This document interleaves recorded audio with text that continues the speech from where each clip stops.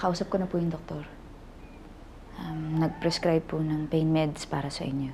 And they also want to conduct some tests just to see kung ano ng stage ng cancer niyo. Kung may kailangan mo kayo, magsabi lang kayo sa akin. Anak, galit ka ba sa akin?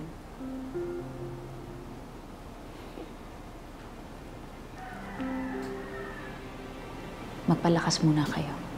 Tsaka na po tayo mag-usap. Alam ko, anak, na wala ako sa posisyon na mag-demand pagdating sa'yo.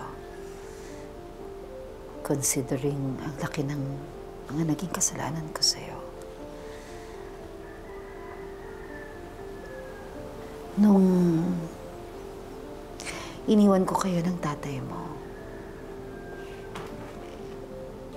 I should be happy dahil binigyan mo pa ako ng isa pang pagkakataon. Kahit papaano, naging maayos tayo mag-ina. Bago man lang ako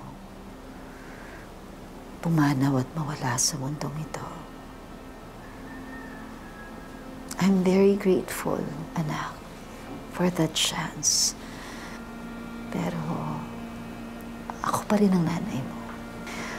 Ako pa rin ang nakakaalam kung ano ang tama at nararapat para sa'yo. And honestly, this is what I feel. Carding is not right for you. Sinasabi ko ito, anak, hindi dahil sa estado ng buhay ni Carding. Sinasabi ko to sa'yo bilang nanay mo. You deserve someone